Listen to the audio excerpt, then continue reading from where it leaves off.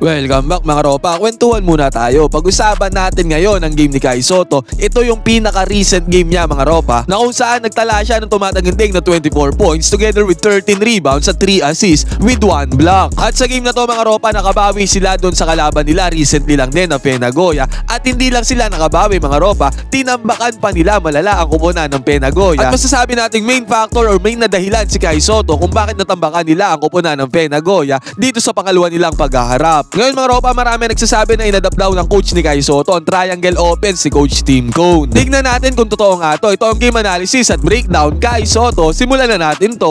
Okay, game. Unang possession mga ropa, si Kai Sotto ang bumirada dito. Yun nga lang mga ropa, mintes ang tira dito ni Kai. Offensive rebound naman ang kakampi niya dito at mapapansin natin na hinahanap ng kakampi niya dito si Kai Sotto. Yun nga lang mga ropa, no option na ipasa dito kay Kai yung bola kaya kinik out niya sa may labas. At pag-atake ni LG pick dito mga ropa, buti nakita niya si Kai Sotto dun sa may ilalim, sa may paint. At ang ating pambato na si Kai Sotto na ang bahala dyan mga ropa, ang tangkad ni Kai Sotto. Kayang-kaya niyang iskoran dito ang defenders doon sa may ilalim. Easy 2 points para sa kanya, basket is good. May mga nagsasabi na dito daw sa game na to mga ropa ay ginamit ng coach ng Ushigaya Alpas ang ginagamit na diskarte ni Coach Tim Cone. At yun nga ang triangle offense mga ropa. At dito sa possession na to, pansinin natin. Dito sa possession na to, di ko masasabing full triangle offense sa kanilang pinatakbo dito. Pero same ng logic at positioning mga ropa, may pagkakaiba lang ng konting diferensya sa detalye. Kasi apat na players silang nandito, imbes na tatlo lamang na nagpo-form dapat sila ng triangle. Pero dito mga ropa, si Jeff Gibbs ang may hawak ng bola dito sa may poste. At si Kai Sotto tumakbo na doon sa may ilalim. May option sana si Jeff Gibbs dito na ipasa yung bola kay Kai Sotto doon sa may kabila.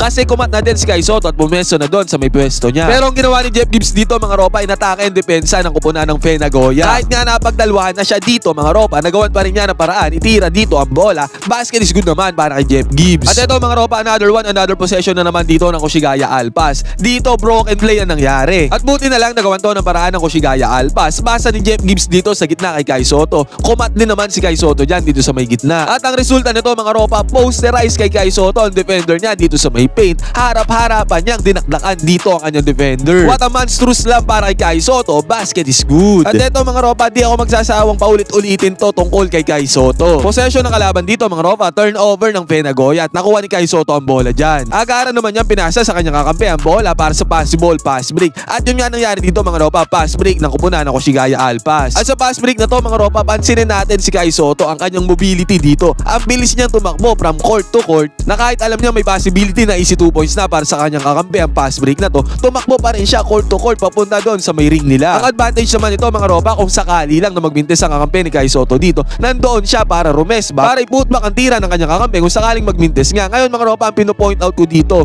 from coast to coast tumakbo si Kai Sotto. Kapuri-puri talaga ang mobility ni Kai Sotto bilang isang 7'3 player at the same time yung sipag niya ngayon sa court na talagang gumagalaw at tumatakbo siya sa opensa o depensa man. Na unlike before, aminin na natin na hindi natin nakikita sa kanya na ngayon ay ginagawa na nga niya. At dito another one mga ropa, possession ulit ng Ushigaya Alpas. Eto mga ropa yung sinasabi ko na dapat position lagi ni Kai Sotto dito sa Ushigaya Alpas. Kay Coach Tim Cone kasi mga ropa, it's either ang position ni Kai Sotto ay sa mid-range or sa may 3-pointer. At dito mga ropa, nagkaroon ng pagkakataon si Kai Sotto na pumesto dito sa may mid-range at binigay sa kanya yung bola dito. Ngayon mga ropa, kung ang possession ng Ushigaya Alpas laging ganito, dumadaan kay Kai Sotto ang bola, possible na ganito lagi ang mangyari sa kanilang opensa. Nahahanapin lagi ni Kai Sotto yung open na kanyang kakampi dito. Kasi nakatayo siya dito, scanning siya dyan kung sinong pwedeng open at pwedeng pasahan. At dito nga nakita niya na pwedeng pasahan doon sa may paint yung kakampi niya sa may ilalim. Matangkad si Kai Sotto mga ropa, kaya kitang-kita niya ang possible na pwede niyang pasahan dito. At ganun nga nangyari mga ropa, pasa ni Kai Sotto, magaling mamasa ang ating pambato. Easy 2 points agad para sa kakampi niya. Kahit balikan natin yung laro nila sa New Zealand at sa Hong Kong mga ropa,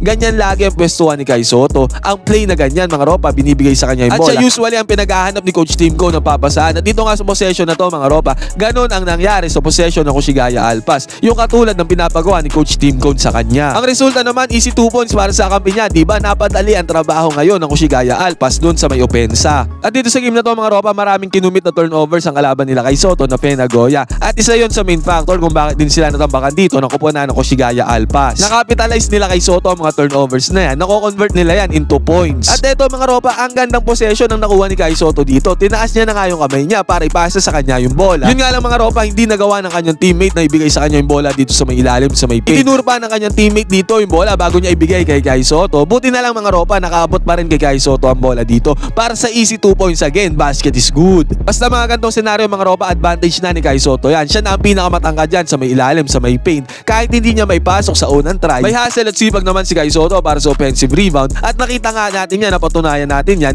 doon sa game nila kontra New Zealand at Hong Kong. Nag-enjoy ka na at nanalo ka pa, piliin ang link na nasa may comment section, gamitin ang promo code na Johans, piliin ang sports option para makakuha ng 12,000 bonus. At ito agad mga ropa, possession ulit ang Kushigaya Alpas dito. Ang may hawak ng bola at nagmamando dito ay si LJ Peak. Set ng screen ni Kai Sotto dito sa may ibabaw mga ropa, pick and roll play ang ginawa nila dito. Nakuha ni LJ Peak yung dalawang defenders dito ng Fe Nagoya at the same time rumol na si Kai Sotto papunta doon sa may ring. Buti na lang mga ropa, hindi talaga gapak itong si LJ Peak at naghahanap din siya talaga kay Kai Sotto para pasahan ito dun sa may roll. Good closeout naman dito para sa kupunan ng Fe Nagoya mga ropa dahil naharangan nila si Kai Sotto dito sa may ilalim. Salubungan sila ni Kai Sotto dito sa may paint. Pero sabi ko nga mga ropa, may hustle at sibag na si Kai Sotto dito para sa mga offensive rebounds at sa mga second chance points. At ang laki din talaga ng ating pambato na si Kai Sotto kaya yung second chance points dito mga ropa, ang dali niya nakuha. Easy 2 points para kay Kai Sotto, basket is good. At ito mga ropa, another possession na naman. Makikukumpara natin to sa triangle offense na ginagamit ni Coach Tim Cone. Nag-set ngayon ng high screen, nakupunan ng Kushigaya Alpas dito. Ngayon mga ropa, binigay ng ball handler yung bola kay Kai Sotto dun sa may ilalim. At nag-roll na yung nag-set ng screen dito mga ropa dahil kabisado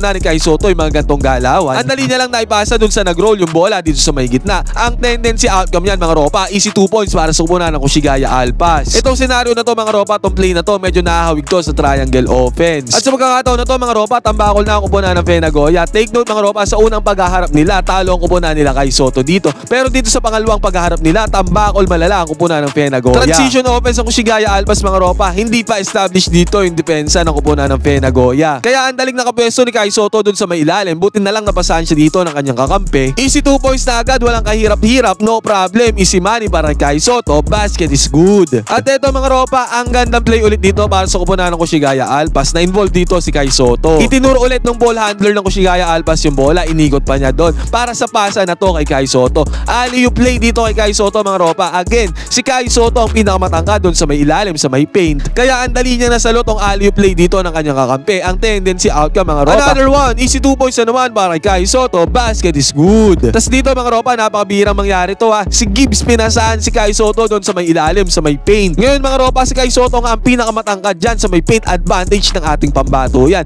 Kaya dito mga ropa, ang dali niya lang ulit nakascore dito sa easy 2 points. Another one, walang kahirap-hirap, basket is good na naman para kay Kai Sotto. At bukod sa mga points in paint na nakuha ng ating pambato na si Kai Sotto mga ropa, nakapukol din siya dito ng dalawang magkasunod na 3-pointers. At dahil dito sa dalawang magkasunod na 3-pointers na to ni Kai Sotto mga ropa, umiscore nga siya dito ng tumataginting na 24 points. At ang ending yan mga ropa, tumataginting na 101-71 ang score. Tinambakan nila ang kupunan ng Fe Nagoya ng 30 points. Ngayon mga ropa, ano masasabi nyo dito sa gameplay ni Kai Sotto dito sa game na to? At ano din masasabi nyo dun sa ilang plays sa Kushigaya Alpas na mayalin tulad natin sa triangle offense si Coach Tim Cone? Pwede kayo mag-comment dyan sa baba ng inyong opinion, magkwentuhan tayo.